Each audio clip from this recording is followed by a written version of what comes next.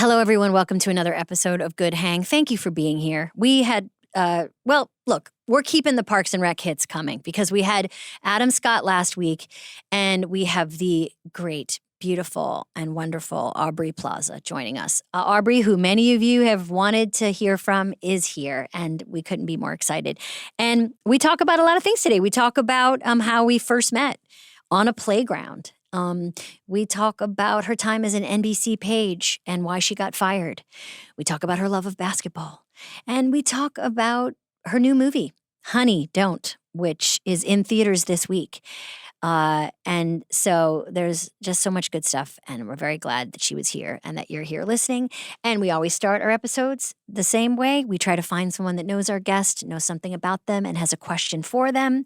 And we are talking to a great actress today. You know her from The Substance and Maid and many other great films and her beautiful dancing. And it is the beautiful and talented Margaret Qualley. Margaret, hello.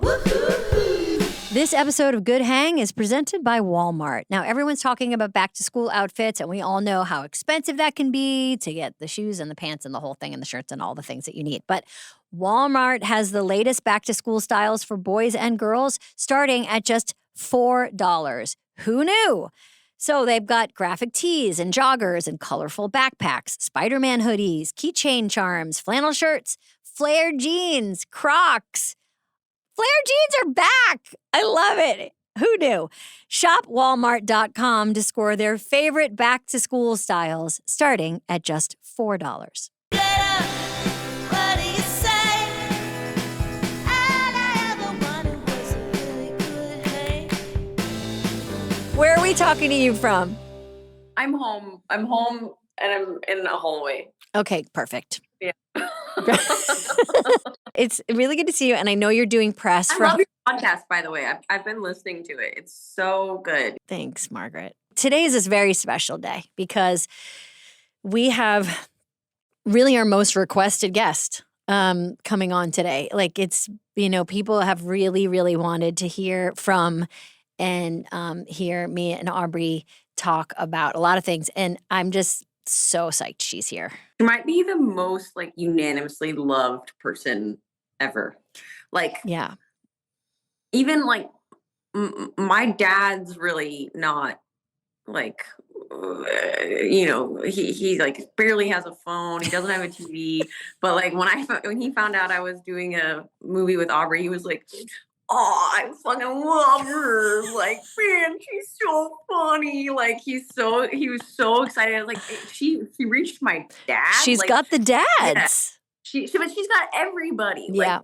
I just love her. I just think she's the best. It's so funny you say that too, because I was thinking kids really like Aubrey because she acts like a cat, right? So dogs come and greet you at the door, but cats just kind of chill and wait for you to come to them. And kids really like that. She never, I remember my boys on the set of Parks, and she would just walk by and say something to them, on the way past them, and they'd be like, "Who was that?" I'd also imagine that she'd talk to a kid like an adult. Yes. Yes. Just meet them where they are. It's rough out there, right? Yeah. Totally. Yeah. Yeah. She's really, as the people like to say, she appeals to 4 quadrants. Yeah. And you guys have worked together. Is Honey Don't, which is the film that you both are in, that you're the star of? Congratulations, coming out very soon. It looks so great. And is this the first time you've worked together, the two of you? Yeah, we met on set. I've been such a big fan of hers for such a long time, and I think Parks and Rec was probably my intro to her, which is just one of the best shows of all time. And you guys together are so special. But I've felt like I think she has that quality where you feel like you know her even when you don't. So I already loved her so much even before meeting her, and I would have been so bummed if she didn't like me. I'm projecting on this on you, so tell me if I'm getting it wrong. But you both to me seem like, in some ways, introverted artists in an extroverted business. Do you relate to that? Definitely. Yeah. I mean, it's the classic case of oh, look at me, don't look at me. It's totally Yeah. right. Everybody pay attention. Like, what are you Everyone looking at? I want to show you something. Stop. What? Go home. Be alone. So what was it like working together on set? For those that don't know, you guys are, what is your dynamic in the film, and then what was it like working together? Dynamic in the film is I play this like suave detective, and she plays this like cool cop, and we kind of hit it off right away, and it kind of feels like we've like met our match. Like I usually, as a character, feel like I'm in the power seat, and when I come across Aubrey's character, that's really challenged, and I think she actually is in the power seat. And on set, it's a really fun set. It's Ethan Coen and Trisha Cook's movie, and they're just great, and like they're at once, super accomplished and like these like great artists, but really don't take themselves seriously. So it's a silly, laid back, goofy, fun vibe there.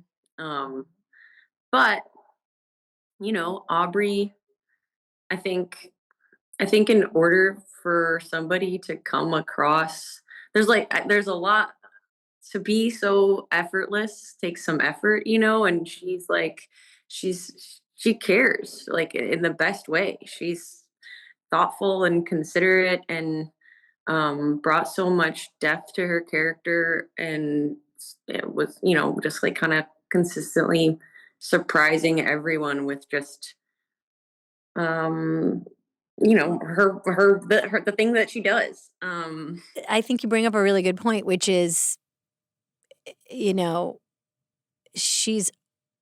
she started out anyway, especially on Parks and Rec, playing like a very disaffected character. But the secret to that character and Aubrey is that she cares very deeply. Yeah. And I think people like project on her that she's indifferent, and Right. she's definitely not. No. I was wondering if you had a question you thought I should ask Aubrey on this day that you'd be curious to know about, or like you want any topic you think we should cover. I don't know why the first thing that came into my mind was the Salem witch trials, but Was she in them? Is that the question? probably, Oh yeah, what was it like being in the Salem witch trials? Yeah. Margaret, we love you. I would love to get you in the stewed. Anytime. Okay. I'd be lucky. Oh, buddy. And I know Plaza will be so happy that you did this, and surprised and happy that you did it. And also, I know that you and many people in her life have been real big supports and a real circle of love during very tough times. So on behalf of her, I'm going to say thank you. And it's The so good easiest to to talk to you. love. Indeed. Thank you for having me. Great to see you, cutie pie. This episode is brought to you by Volkswagen. Nice things shouldn't be reserved for people who use summer as a verb. They should be for everyone. You, me, the guy at your wedding who thought flannel was black tie appropriate. Enter the 2025 Volkswagen Tiguan. It's elevated, stylish, luxurious, and actually within reach. Did I mention massaging front seats and real wood accents? Visit your local VW dealer or VW.com to learn more about the 2025 Volkswagen Tiguan. Aubrey Plaza's here, and she has her sunglasses on. And I'll take them off if you want. well, I do because Damn it. I know, but we'll put them on again. Let me Okay. see. I mean, they look very cool. Maggie, what are you doing? That's so creepy. Plazy's here, and her sweet dog Frankie is here too. When you wear the glasses, you do look very Howard Stern. It's because my hair too. Yeah. Right now, it's like. I mean, it makes you look cool, but as an interviewer, I don't love Oh it. my god. Sorry. Your doggy Frankie is here with you too. Yes. Tell us about Frankie. Okay. Have we started? Yeah, we started. Oh. And just like that.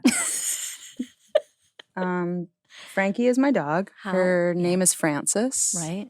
Fox. Mhm. She's named after Judy Garland. That's Mm. Judy Garland's real name. She's a good dog. She's a good Frankie. dog. She got a little sick this morning. That's why I brought her. I'm not like a bring my dog to work kind of person Yeah. so much. But Do you ever bring her on set for anything? Do you? No. But she's really like with you a lot. She is now, yeah. Yeah. This is a recent kind of thing. Yeah, But she's like a therapy dog oh yes. in many ways, and it has always been for you. But it's really Yeah. been, yeah. She is. She's always been like that. Well, I mean, to get it out of the way, people want to see you. I want to see how you are. They love you. I know. They love you and they want to see you. So you've had this terrible, terrible, tragic year. Yeah. You lost your husband. You've been dealing with that and you've been looking for all different ways in which to feel and find support. And I think I would, on behalf of all the people who feel like they know you and the people who do know you, how are you feeling today? Right in this very, very present moment, I feel happy to be with you. Mm-hmm. I feel overall I'm here and I'm Mhm. functioning and I feel, like I feel really grateful to be moving Mm-hmm. through the world. Mm-hmm. I think like I'm okay, Mm-hmm. but it's like a daily struggle, obviously. This is like a really dumb analogy, and it was kind of a joke at a certain point, but like I actually mean it. Did you see that movie, The Gorge? No. Okay. Horror movie? It's like a alien movie or something Okay. with like Miles Teller? Teller. Okay. And but it's like in the movie there's like a cliff on one side and then there's like a cliff on the other side and then there's this like gorge in between and it's like filled with all these like monster people Mhm. that are trying to get them. And like I swear when I watched it, I was like, that is like feels like what my grief is like, where it's like, or what grief could be like, where it's like at all times there's like a giant like ocean of Mhm. just awfulness Mhm. that's like right there and I can like see it. Mhm. And like sometimes I just want to like just dive into it and just like be in it. And Yeah. then sometimes I just like look at it. And then sometimes I'm like, I just try to get away from it. Mhm. But it's always there. It's just always there. And Yeah. the monster people are trying to get me like Miles Teller. Yeah. And And you've Anya got, like- Taylor-Joy. Yeah. Who Anya Taylor-Joy to me is example of like the more beautiful you are, the more spaced out your eyes are. Yes. And Rihanna, and that's how she says it, guys. What? Not Rihanna. Yeah, Rihanna. No. Yes. Check out the No. clips. Not saying it ever. Well, Rihanna is so beautiful, and her eyes are truly on the side of her head. Yeah.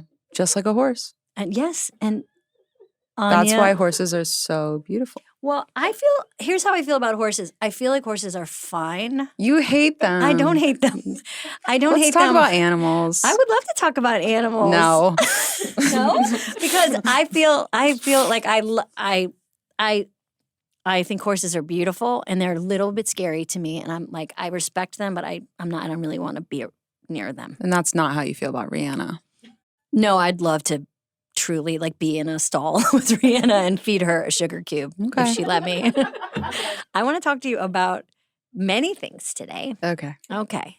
But the first person I want to talk to is Little Baby Plaza. No. Why? Okay. No, I don't need you to act like a baby. Oh, okay. I just mean I want to talk. Okay. We're gonna do role play. We're gonna do real intense role play. No, I'm no, gonna no, have no, a bunch no. of hats. No. Okay. No, but because I love Little Young Plaza, and I feel like a lot of people don't. I think a lot of people are like Little Young Plaza out there, and they see themselves in you. But can you explain what kind of kid you were? Oh, okay.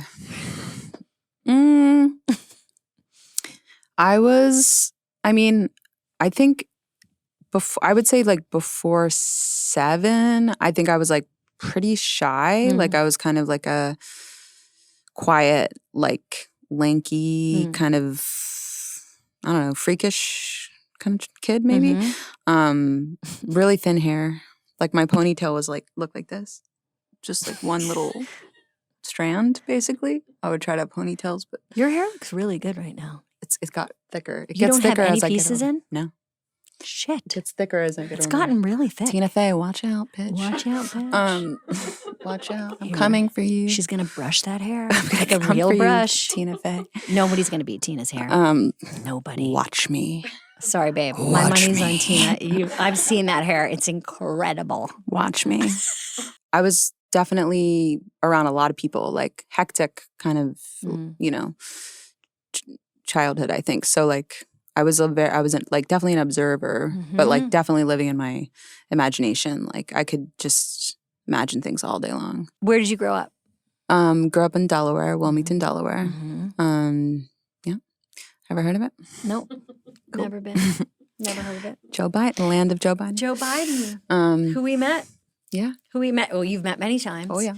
But, you know, for people, fast forward to when we were in parks, we got to go when President Biden was in Vice President Biden. We got to go do I'll a scene never with forget him. it. And it was pretty exciting. It was amazing. It was amazing. It was super, super fun. And I've told this story before, but Aubrey stole something from his desk. Yeah. I did.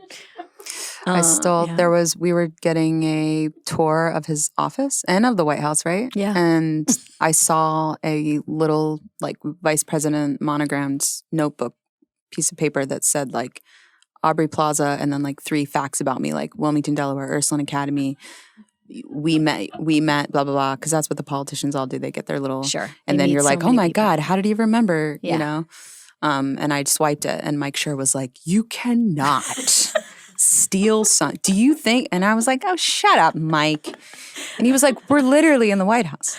And I was like, we are. We're living right here. And you didn't get in trouble. No one ever knew. No one knew. No one I am knew. kind of surprised that there's no like alarm system in there. There's nothing in there. It's like a house of It is cards. weird how janky the White House It's actually janky is. as fuck. It is janky as fuck. I didn't see any cameras. And it is like it's like SNL. Like you go in there, you're like, this is the White House. I know. Like this place sucks. You're like, that pillow's disgusting. It's like It's like a hotel room used for a million years. I know. It is bad. It's weird. But you know, now it's going to be big and beautiful. It's going to be gorgeous know.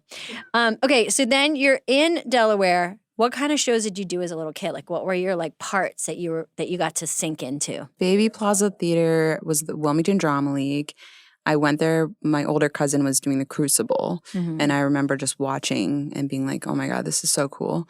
And then I auditioned. I think the first thing I got was Hansel and Gretel. You played Chorus tree. okay. Tree number 4, maybe. No small trees. Yeah. Actually, yeah. I was fun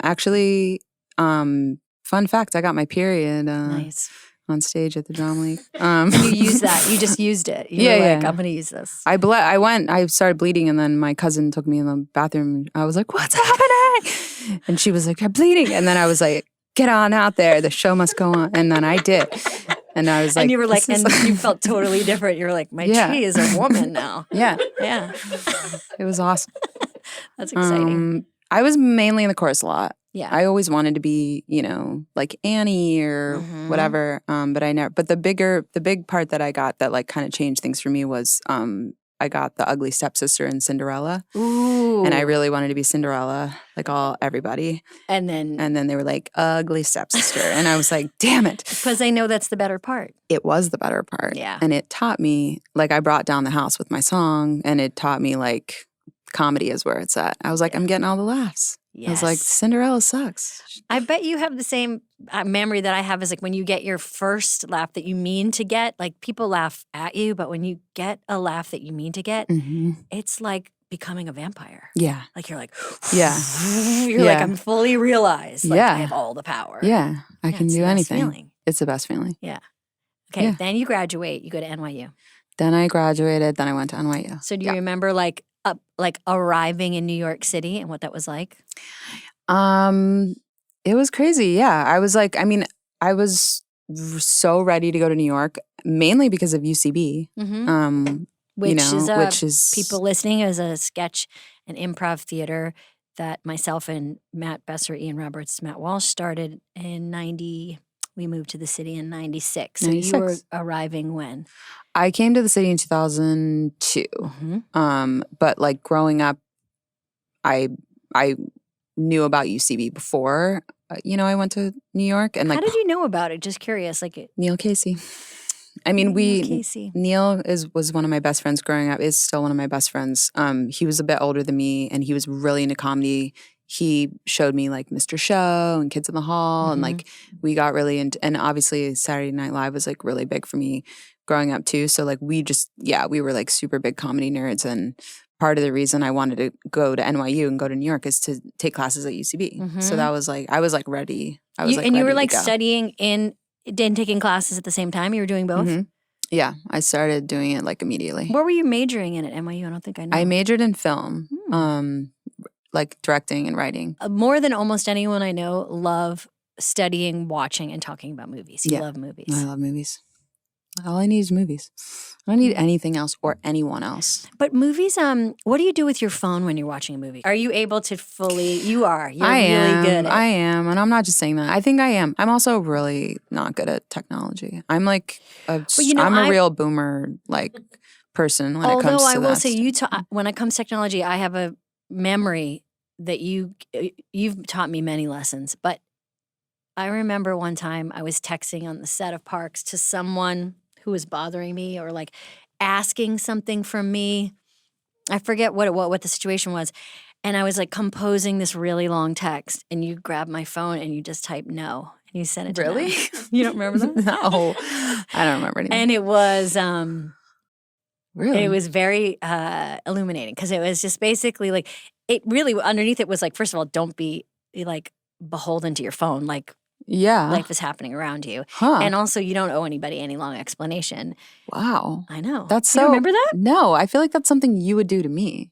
I feel like you taught me how to say no. Well, maybe I taught it and then forgot it. And Damn. then you did it back to me. Wow. Like Karate Kid style. Mm-hmm. Okay, so then you go to New York. Where do you live when you're in the dorms? I go to New York. My parents drop me off on 3rd Avenue and 11th Street. Oh my God, I used to live right around there near Webster Hall. Yeah. I lived in the 3rd North dorms. And then I ended up moving. I got out of the dorms earlier than you're like technically allowed to because there was like a mice issue. Ooh. And so there were too many mice and they were like, you have to leave? Like the mice took over? the mice took over to the point where I will never forget. I was on the top bunk. No. And I was being very quiet because I was like reading a book or something, and like nobody else You were was as quiet as a mouse. I was as quiet as a mouse. And I literally was just like reading for like, I don't know, maybe 20 minutes or something. And all of a sudden, there was a Thanksgiving Day parade of mice. They were like having trumpets. They were like, and they all just started parading back and forth, like selling things. God. And it was like a flea market. They came out and they were like, it was insane. Like I was like, and I was like, I couldn't. On your floor? On the ground. Like, oh, Lord. like in our clothes, like Lord. in our, it was like a messy room too. So it was like, they were just like they had like, were wearing my clothes. They were like running around dancing. Like they were just like those Richard Scarry books. Remember those things where it was like they were like building, they were like in little cars. They were driving a hot dog car. Yes. It was insane. And I was like screaming. I was like, this is fucking disgusting. And NYU was like, you got to get out. Yeah. They were like, be quiet and get out. So I got out. And then I moved right down the block to 2nd and 11th. I got in with these like older musical theater girls that like took me in. And then I lived there for a couple of years. And then you studied at UCB. And then a lot of people don't know that I think some people know because you talked about it on SNL, but then you got an internship at SNL. Oh, yes. How did you get that? And what was it? So I faxed my resume. Amazing. Remember that? That's amazing. Where are you looking? I don't know. At the audience? I'm just looking over here. Oh. I'm looking at my fax. I imagined like that there were people there. I'm checking to see if I got any other faxes. Hello? Yeah, I faxed my resume to every department because there was there was just like a number. There was like a paper on some wall at NYU that had like all the department numbers. It was like 212-667, Yes. 212, 664. like down or 664 or whatever. it was It was 664. Remember 212? No, yeah. I still have a 212 number. I'm so jealous. I wish my I could have landline. that. I still have a landline. That's nice. Yeah. But yeah, I faxed my resume to every department, and I didn't get anything. And then on a Friday night, on the week of the 2005 season, I got a call from the design department, and they were like, "We got your resume. Like, we need someone. Like, can you come interview?" And it was Regina DiCicco, if you remember Regina. Sure, of course. And I was like, yeah, I was like, I'm available. It was like Friday at like, I want to say like 4 p.m. or 5 p.m. or something. Dang. She's like, how about right now? And I was like, okay. And so then I like went up to 30 Rock, like immediately saw Ben Affleck, Sure, just there. who was like, I guess Oh, 'cause he was hosting, He was yeah. hosting that episode. Yeah. And I just like remember how crazy it was just walking in for the first time because I was just interviewing. So I was like, I didn't know what was going on, but it was a Friday night, so I guess they were blocking or Yeah. rehearsing. And they had fired. The design department only ever had one intern. Couldn't cut it, mainly because he wanted to be in design. Yeah. And they were like, you can't. no. He was like, so the blueprints of the and They were were like, like, get the fuck out of here. literally, they were like, fuck off. And he was like, "Nyeh." And then I came in and they were like, do you care about design? And I was like, no. And they were like, can you start now? And I was like, yeah. What is the design part of SNL for people that don't know? Like, what is design? What does the design do? Well, Because it's a very important part of the show. You have to imagine the sets have to be built somehow. Yeah. And very fast. Yeah. Because basically, as you know, on Tuesday night's the writing night, and then Wednesday night is when all the sketches get chosen. Yeah. And so there's really only Wednesday to Saturday, and then they have to like figure out all the sets in between. I remember what I had to do was like I was there all Wednesday night, like until 3 a.m. or whatever. And then once the sketches were picked, they would be like, go in the filing literally in the filing cabinet and find restaurant number 72 or something. Wow. And then I would like sift through and find these like blueprints, I guess, for whatever. And then I would just watch them and they would like draw stuff and that's it. And then the other job I had was to take continuity photos. And that was cool because you guys would be rehearsing. And I'd be like, and everyone thought I worked there. So I had a camera around, whatever. And I just was like very quiet and just kind of like taking pictures of the sets, of the plants, of the things. I mean, it blows my mind, Plausi, that we were sharing. I mean, you were there. I stalked you. I think now about the people that are crossing our lives right now that are like in our proximity that we don't know yet. That it's like it's really cool that we were in the same physical space. But I know. We didn't know each other. It's so crazy. It still blows my mind. And then you were giving tours, and I was giving tours. Yeah, and a lot of people know that you just made stuff up. While I you gave did. tours. Yeah, I got fired. Yeah. I didn't get fired, but I got pretty much encouraged to leave pretty quickly. Yeah. What were some things you would make up? Do you remember? I mean, no, I don't remember like specific thing. I feel like there was one thing. This is when I was a page. There was one speech I had to give about like, I guess it was like Conan's studio or something. That studio and it was like very cold and there was just like weird facts where they'd be like, does anyone know why it's so cold in the studio? And people would be like, why is it so cold? Because of the lights? And I'd be like, no, because in 1956 they had penguins on the show and the penguins needed to be cold so they wouldn't die. And they forgot to turn the heat down after that. So it's been cold since like 1956. And people would be like, well, that's interesting. Okay, then you get your like doing comedy, doing shows, and we meet not on SNL, even though we're in the same building, but we meet on the set of Parks and Rec. And for people that don't know, like you had a crazy week when you got hired. Mm-hmm. You got like 3 jobs that same week. What happened that week you were hired on Parks? So I was like trying to get a part in Funny People, Mhm. the Judd Apatow movie with Seth Rogen and Adam Sandler. And I went through kind of this whole vetting process in New York, and then enough where Allison Jones, who cast that movie and Parks and Rec, called me and was like, all right, like you made it to the chemistry read stage, so you have to come out to LA and read with Seth and see if you get the part, basically.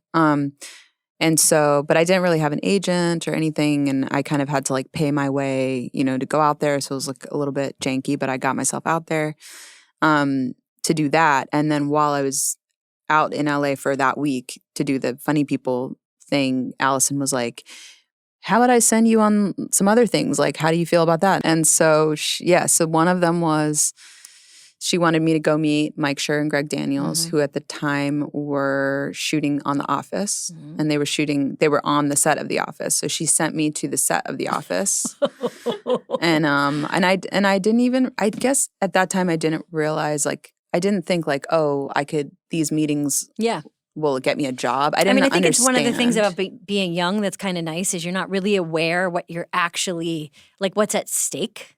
No, And that's definitely good. not that. I mean, if good. it was an audition, obviously, I know like, all right, I'm going to get the part or not. Yeah. But like general meetings, I didn't really get the vibe of that. How old were you then? I was 24, 23, Yeah, 23 maybe. But so then I went to the set of The Office and I was so starstruck. I see in my horse eye BJ Novak and Mindy Kaling walk by, and I was like, oh my God. I was like, they're in the show or whatever. Yeah. And Mike Schur is like, hello. And he's like at his desk, like, and I'm like, what?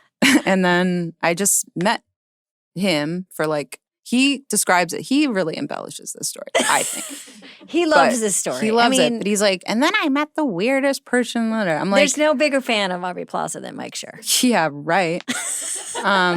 He loves it though. Because I think like, I mean, it just speaks to honestly the fact that you've always been yourself, confidently yourself, and you don't have a vibe of like, you are the opposite of a pick me, as the kids would say. Like you do not have that vibe. No. And that draws people in. And I think he was like, who is this person Yeah. who seems mad at me Yeah, while yeah. I try to give her a job? Yeah, literally. And Yeah. why are you wearing jean shorts in a general meeting?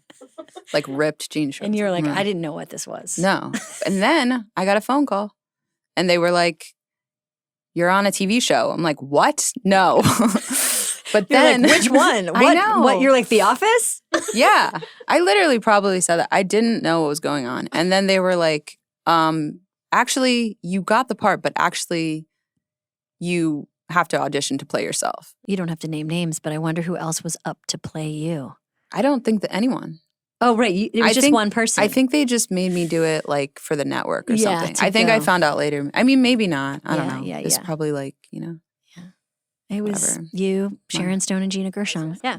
So you get the part. We're on the set, and then like, I mean, we could do a whole episode about our experiences there, and there are so like, I mean, the best thing about our relationship, I feel like, is I don't like a lot of, I think, long-lasting relationships is you don't always like remember how you met. Like, I just remember like I just have this vision of you being next to me on the set of that show and me being like, welcome. Like, you know, Leslie was supposed to be like welcoming April, and April was supposed to be like, what am I doing here?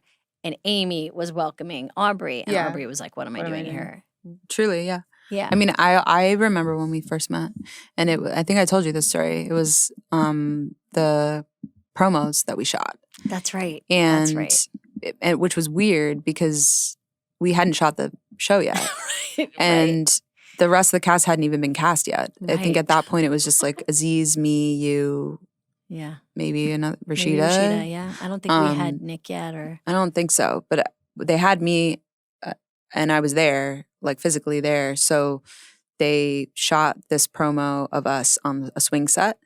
And that's when I met you, like officially for the first time. Yeah. And I think I was literally on a swing, like a child. Like, and I was like, and I was like, just don't make any sudden movements.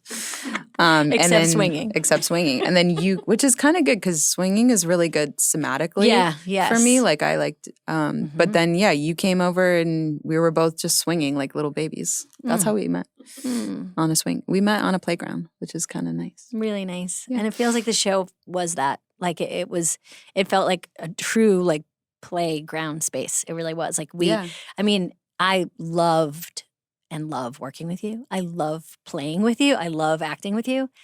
I love you as an actor. I love you as a person. I love your acting, Plaza. You know how good I think you are. I love playing with you.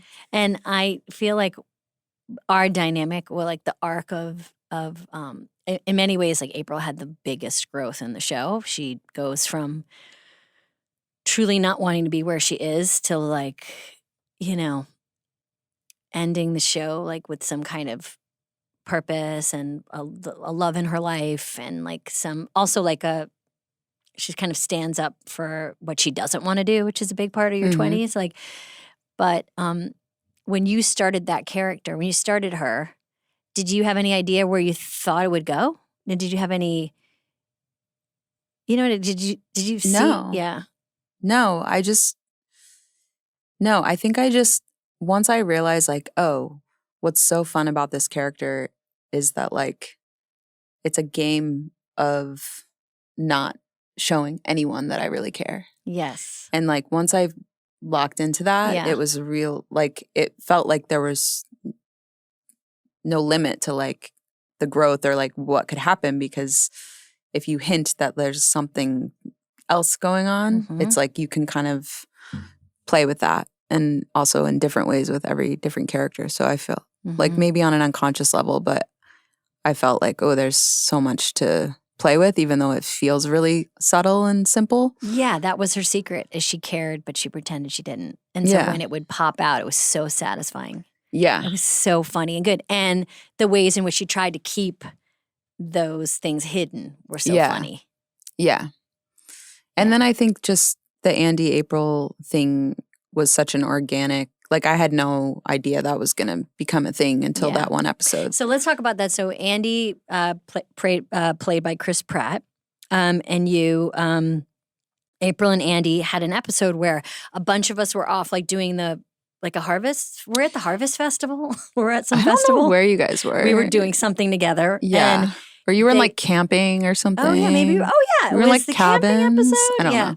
And so they put you guys in the office and just said, like, let's see what happens to these two characters when they hang out. Yeah.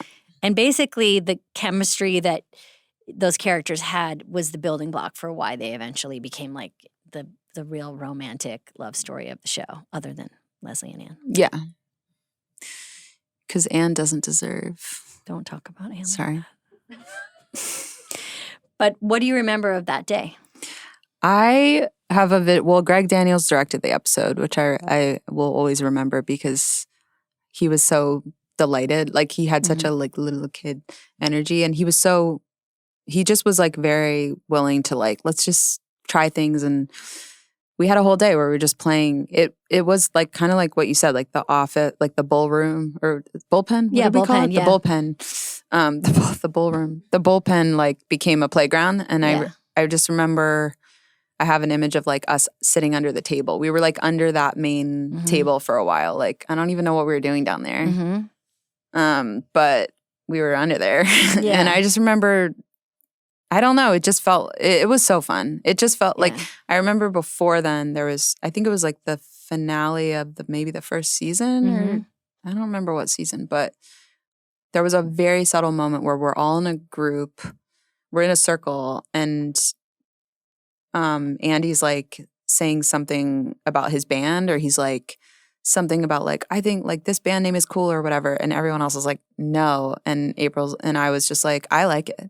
And it was like an improvised thing, but do you remember that? Yes, where I completely. remember being like, and then I remember like knocking on Mike Schur's like door and being like, listen, I was like, April loves Andy. And April thinks Andy's cool because he's so not cool that he's cool. Do you understand? And Mike was like, get out of here. And I was like, you better listen to me.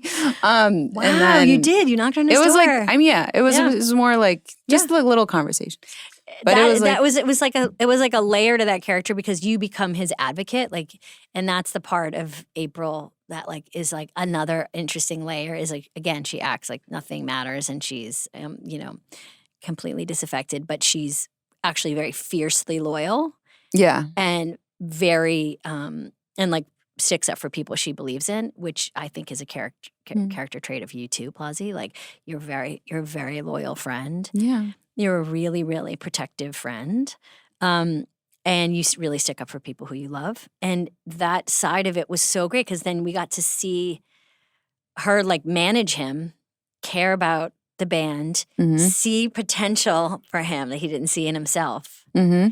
And he was just like, I can't believe how lucky I am. Yeah. And I remember when the writers had you guys get married, we were all like, what? Like, I know. That was insane. that was, what do you remember of that day shooting it? There was a lot of crying. You cried. I mean, I love a Remember? wedding. You cried.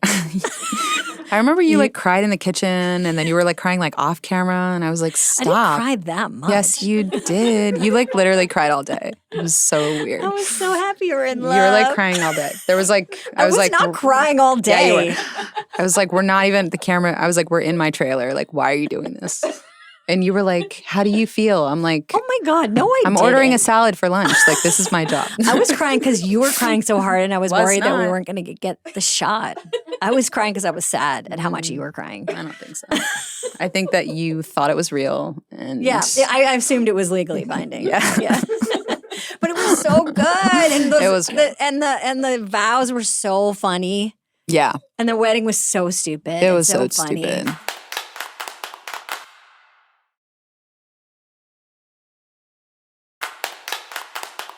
Okay, I mean, I guess like when have you rewatched Parks and Rec? Nope. What? I'm finding this out. Okay, I wouldn't even know how. Shut up. okay. Ask me how. You've never the big giant screen that you watch your movies on. How does it work? Go bloop, bloop, These bloop, days, I And wouldn't. go to Go to what? type in where the Where? search is. How? Someone tell me. Peacock. No. Yes. Yes. Go there or go to Okay. iTunes. I wish I knew how. Or go to,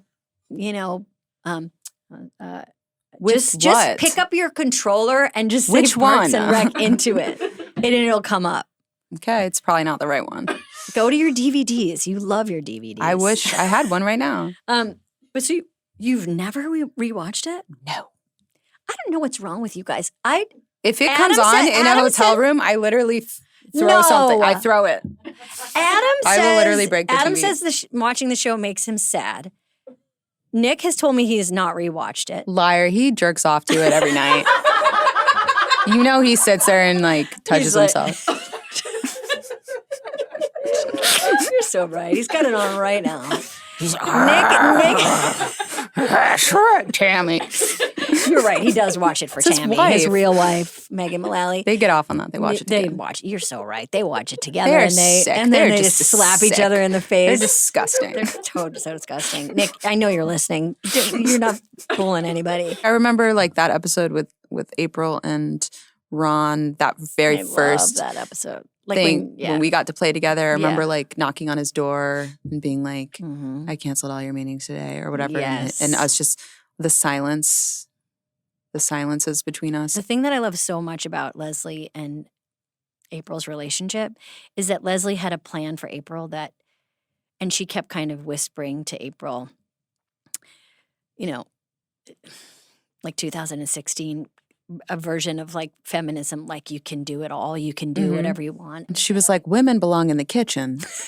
that game I love to play. So the trad good. wife thing. She was always like, So good. I mean, maybe she was like, April we must would be a respect our trad wife. man. And Leslie Knope would be like, no, April, no. And she'd be like, you must bend over for your man. I feel like did you improvise that? It feels like something you Probably. would have improvised. Two more things about Parks. We had so many fun guest stars come in, and like you connected with some of them in interesting ways. Yeah. Who do you remember just like love, like just being like, oh, I just like loving because I feel like my job on set was to be like, welcome, Yeah. and you got to just come up later and Yeah. be like, what do you think of this? Like, Yeah. you I'd definitely be like, it's kind of crazy around here, isn't it? Want to see something insane or whatever. Yeah. yeah, you were the cool I the mean, cool kids. one of the but- ones I'll never forget is Patricia Clarkson. Yes. Totally made out with her. Never made it on the show. We Still should talk about clarify, it. made out on the set, not in the trailers. Oh, sure. Yeah. Sure. Yeah. Sure. Although Patty would probably be fine with both. That was incredible. And Yeah. April really fell for Tammy 1. Yeah. Yeah. She was Tammy 1. Yeah. Yeah. Sure. Yeah. I mean, one could argue that Ron's mom was the original Tammy, Oh, right. played by Paula Pell. But yeah. Oh, yeah. That was a good one. Yeah, Tammy. But she was Tammy 1 and Mullally was Tammy 2. Who else did you I love? loved her. Fuck, my brain is so broken. Okay, I well, I'll remember throw Sam some- Elliott. I'll throw some people Not out. You just love Sam Elliott. Sam Elliott always pops on. I love Sam You love the Elliott. actor that played Oren on Parks and Rec. Oh my God, Oren. Remember Oren? I loved played Oren. by. Love Oren. He was so funny and so He weird. was so funny. He was like a vampire boy Yeah. that was always like lurking in the shadows. Eric Eisenhower Eric. played Oren. But Eric wasn't really the vampire boy, I think, in real life, but he No, but in played character. it. But I he was mean, very like method. yes. And I really appreciated that. Like Yeah. even when we weren't shooting, he'd be kind of like, "Did you try the hummus?" or whatever, and I'd be like, "Yes, Oren." yes. Whatever. Who else? You also helped us. You helped us secure the mayor Oh, of yeah? Pawnee. You really helped us get Bill Murray on Bill the show. Murray. How did All you have to say to Bill Murray is, "You're playing a cadaver," and he's like, "I'm in." Do you remember when? I don't know if you remember this, but do you remember when Chris Bosh was on the show, the basketball player? Chris Bosh. He was a Miami Heat player, Oh yes. and he was a. was he in Remember like? we had different beat basketball, like Roy. yeah, we had Hibbert Roy. and- Yes. Yeah, Chris Bosh. Yes, Chris and Bosh- he was with like Aziz and was he like John Ralphio. Yeah, Entertainment 720. Yeah. But like, I don't know if you know the story. It was a very quick story, but it was so Please. stupid. But I was a really big Chris Bosh fan. So like, I was like, oh my God, like, I can't believe he's coming. Like, this is insane. I was like, I want to play a prank on him. Do you know this? No. And so he had to go through hair and makeup, but he, I think, had very little hair and, whatever. Yeah. Didn't need makeup because he's a guy or whatever. But you know how they always put them through the works anyway. Yeah. So I was like, I'm going to pretend to be the hairstylist. And I think it was Terry maybe was Sure. in there. Yeah. And you know how she had those glasses Mhm. or whatever? So I was like, Terry, give me your glasses. Or I can't remember, whatever. And I'm thinking like, this is going to be hilarious because it's going to be me. And he'll be like, ha ha ha, it's you. So I like pretend to be Terry. I'm like at her sweating. station. And then he goes through like makeup first. And they're like, you look good. A little powder and you're good. And then he like went and he was like, yeah, thanks a lot. And then he sat down in my chair and I was like, well, and I looked at him and I was like, what are we going to do today? And I was like doing like a dumb thing and he didn't make any eye contact with me. He was just looking down and he was so sweet. But he didn't make eye contact. He was just like, yeah, whatever you think. Oh Yeah. no! And you were like, And I was oh. like, well, I think that you're looking pretty good, sir. And he'd be like, yeah, so I'm good. All right. And I'd be like, well, you're not that good. And then I was like, I just kept it going. And someone videotaped it. oh my and it was god! so awkward. Didn't recognize me at all. Didn't know who I was. Don't think he ever knew who I No, was. I mean, not once. Chris Bosh isn't going to be watching the show before he comes in. He didn't know He's too who busy. I was. He Yeah. thought I was He thought you were a hair person. and like the PAs are like, we really need him on set. I'm like, well, he's almost done in my department of hair. And then basically it just died. And you never. Nope. Well, Chris is probably listening, so Never, now not you once. know. Never, not once. Did you even work with him on set that day? Nope. Did you? Never saw him again. Literally never saw him again. Ever in my life. Oh my god! I mean, people should know you're a big basketball fan. Yeah. I mean, you're a big Be a big WNBA people. fan. Yeah, I love it.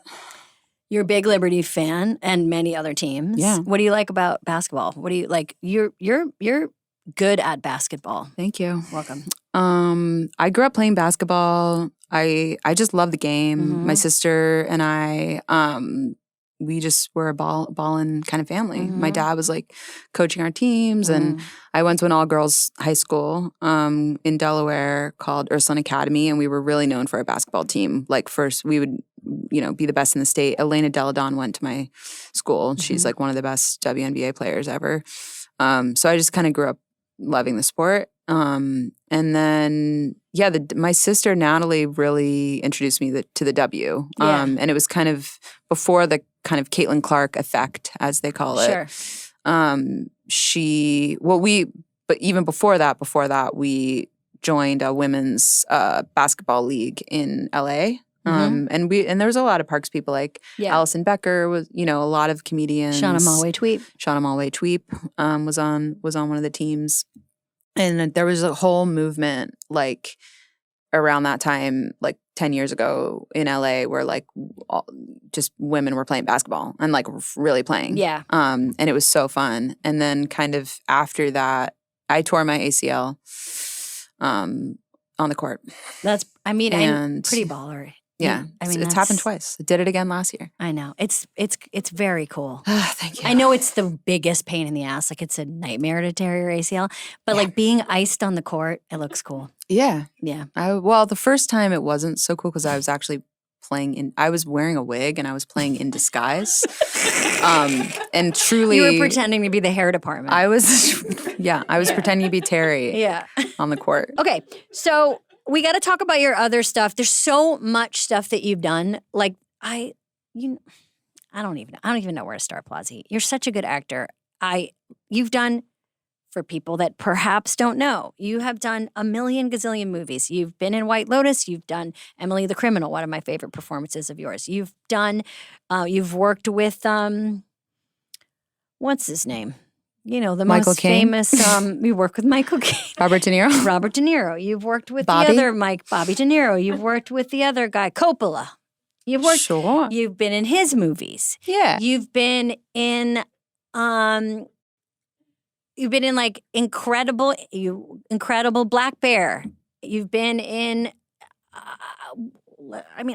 I should know your IMDb. It's enough. Is that enough? Yeah. It feels like it's not. It just scratched the surface, Plaza. So I guess my question to you is, and it is a genuine question. Hold on. Agatha.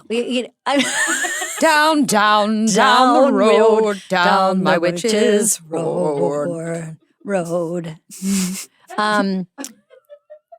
A lot of people think that you were playing yourself in Parks and Rec, but is it true that you were actually playing yourself in Agatha? Of course. Yeah. That was the closest, the most blurred the lines have ever gotten for me. Yeah. When I was holding the dagger in the woods. That was so exciting to watch. That part was bananas. It was crazy. And the response to that show, talk about your hag heads. Talk about I know, your my baby hags parasocial. love that shit. Baby hags, sorry. I'm going crazy. They're called baby hags, please. Excuse me, baby hags. People, there's something about you that like is just witch adjacent. Like you organically have a witch vibe, as you said. You were called that early on. Like what is it about your fascination? You've written about the Christmas witch. You've played a witch. Christmas Witch is your great children's book. And it's a great book, by the way. Thank you.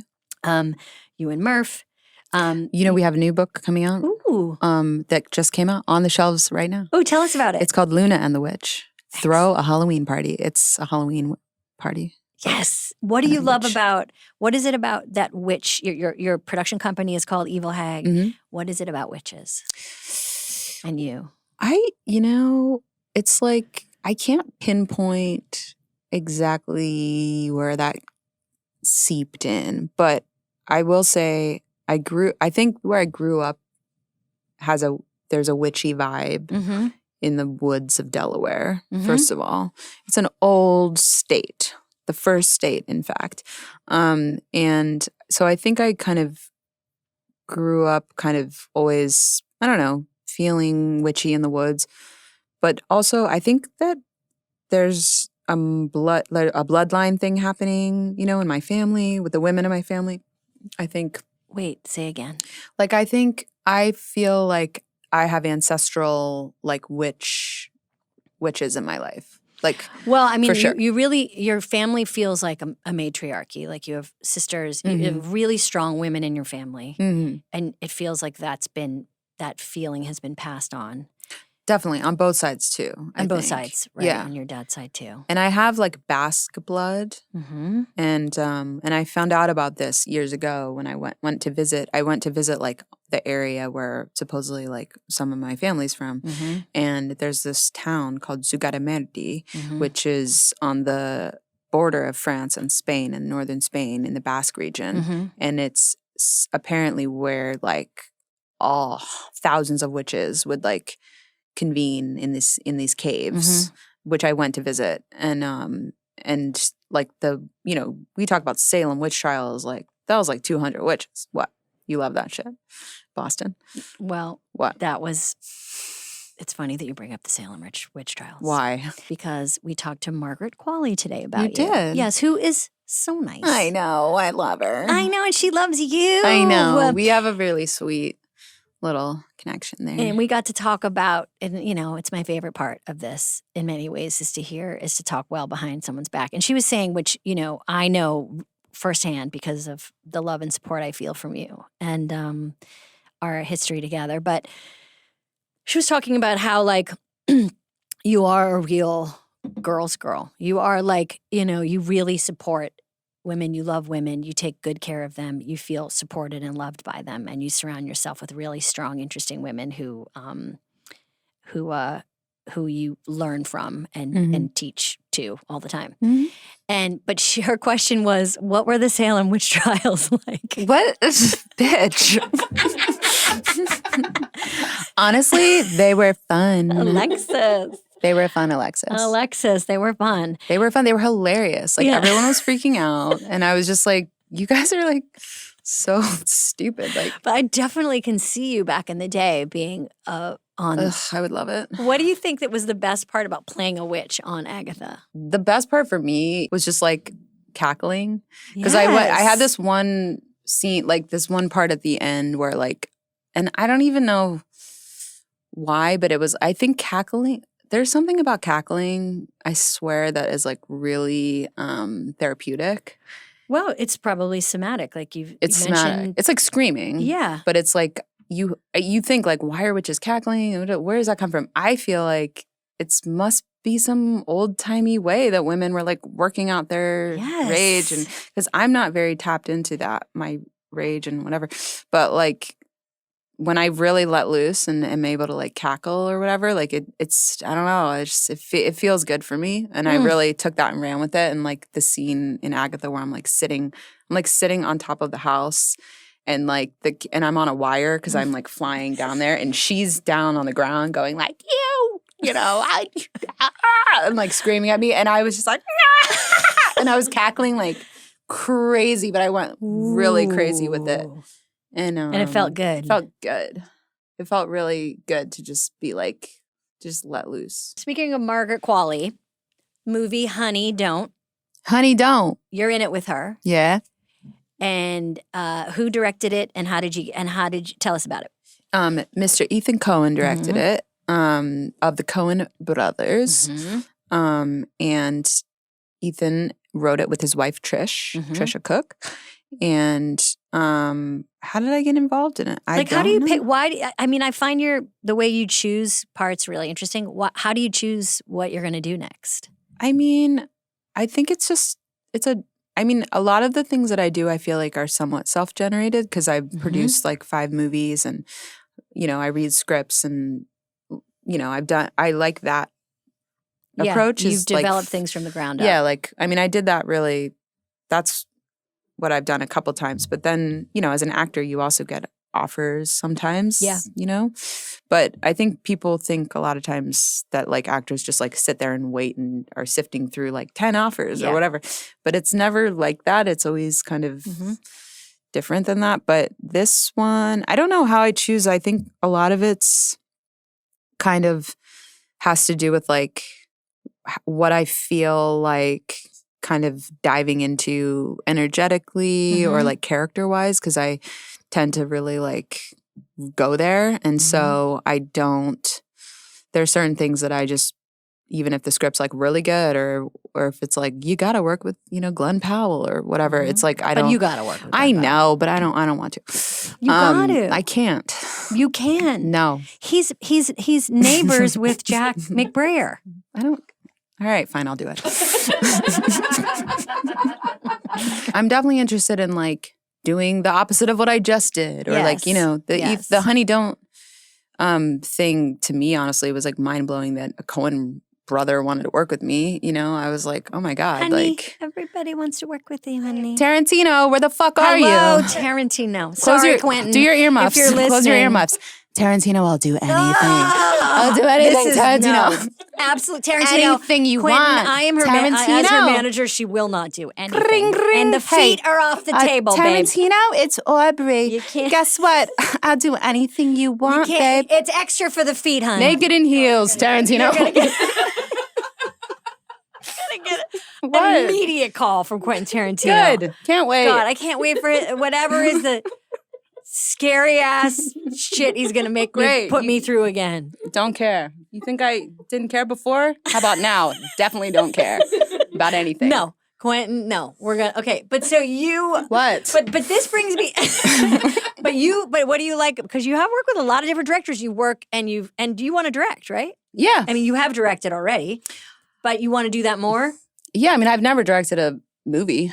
Well, you've directed TV, No, I right? haven't. You haven't? Well, I Didn't you and I Jeff- directed, yes. Yeah. I directed an episode of a Showtime show called Cinematose. Yeah. That Jeff created. Yeah. And it was during the pandemic, and Yeah. it was a really, really cool show, and I loved my episode. Unfortunately, I don't think you can watch it anymore. I don't think it exists. It just I think went away. Showtime literally just erased it. It's kind of weird about some TV. Like we were making jokes about how to find parks, but some TV just is like it's gone away. It's it just just goes gone. away. It's weird. I mean, I guess when I was growing up, that is what happened with TV. You couldn't watch it again. yeah, that's true. But it just went away. But That's true. now it feels weird that it goes away. Yeah. But yeah, Um, no, I haven't directed. I want to direct a movie, but like I'm scared. Girl, I know, but you know what it is? It's like I know, but I'm a little bit like I'm being too precious about it. Yeah. I know. Yeah, you just got to just do it. But I want to have something to say. I have something I want to something to say. I want to This is the shut problem. up. I mean, I want to say do you? what? Sorry, What? sorry, I interrupted. No, What do tell you me. want to say? I literally don't know. What do you want to say? I don't want to say anything. I want to do a movie where I say nothing. How about that? It's called Seinfeld the movie. Okay. And so, what would be like as we wrap up? Mhm. Back to movies. What are the movies that like give you? What are the movies like? What are your comfort movies? You know, speaking of comfort, just a reminder that Frankie's been asleep under your chair the entire time. Best dog ever. Best dog ever. Dakota Johnson was on, and she brought her dog. She thinks she's better than me. No, sorry. No. It's not a competition. Okay. Frankie wins best dog for sure. Yeah, she does. Okay, but comfort movies. Comfort movies. You've Got Mail. Love You Got Mail. Speaking of Tarantino, on his top 10 favorite movies of all time. Yeah, but guess what? If he made it, What? it'd be like, you got mail, you open up the envelope, there's a finger in it. No, he would never. Oh, yeah. He would never. Okay. You've Got Mail. I love that movie. That's like a real comfort movie. When Yeah. Harry Met Sally. I think like Love a When lot of Harry like Met Sally. 90s like rom-coms are really comfort Mhm. movies for me. Like I grew up like Mhm. on all those movies, like Sleepless in Seattle and just I all those watched two on movies, a you know? plane recently, Parenthood and Moonstruck. Those were Mhm. like Oh my God, really- Moonstruck is Parenthood's so good too. love Moonstruck. Moonstruck. Okay, and then I ask everybody this, like, and this is maybe, you know, this is like take some more import for you this year probably than other times, but like, what makes you actually laugh? What do you do when you really want to like deeply laugh? Where do you go? Do you watch Mm. something? Do you read something? Do you go to friends? Mm. Do you Mm. like, I mean, I would say there's just certain people that make me laugh. I don't laugh a lot when I watch things. it's like a question I've asked a lot of people because to me it's like It's basically like, how do you stay Happy, above the line? laughing. How do you stay on the cliff and not in the gorge? May I tell you what I've observed that you've been laughing at? I do feel like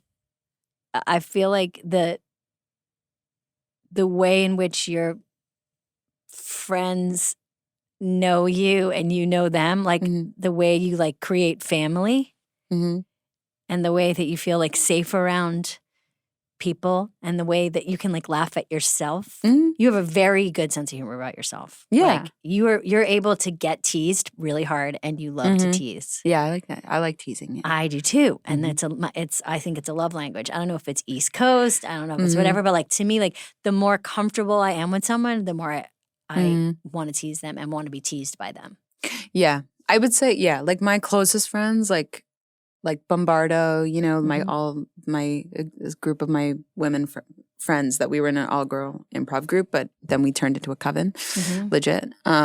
We call ourselves Bombardo. Like we have like a text chain and we do like Zooms and we do like trips, and those girls make me laugh really, really hard. Also, we all known each other for so long. Yeah. That's the best thing that makes me laugh. It's just funny, all my funny friends. Well, Plazy, we did it. We did. We really did it. Okay. Great job. Thank you for doing this. It means a lot that you came. I think I got the part. You got the part. You got the part of yourself. Okay. Finally, after all these years. I needed you to audition for the part of you in the podcast, and congratulations. Thank you so much. Thank you, Aubrey Plaza, a.k.a. April Ludgate, my daughter, sister, wife, friend, and we all wanted you to be here, and we're really glad you are. And that was so fun and funny and always a good hang with you. So thank you for coming. And today's Polar Plunge, I just want to talk and just remind people of the beautiful films that Aubrey Plaza and her late husband, Jeff Baena, made together. They include Little Hours, Life After Beth, Spin Me Round. They're all really great, beautiful, funny films that you should check out, and check out Jeff Baena's work. He's an incredible writer and director, and his work is really special. And it leads me to say that, you know, if someone you know or you yourself is struggling emotionally or thinking about suicide, you can call the National Suicide and Crisis Prevention Lifeline at 988. If you're outside of the U.S., visit spotify.com/resources for information and resources. You've been listening to Good Hang. The executive producers for this show are Bill Simmons, Jenna Weiss-Berman, and me, Amy Poehler. The show is produced by The Ringer and Paper Kite. For The Ringer, production by Jack Wilson, Kat Spillane, Kaya McMullen, and Aleya Zenieris. For Paper Kite, production by Sam Green, Joel Lovell, and Jenna Weiss-Berman. Original music by Amy Miles.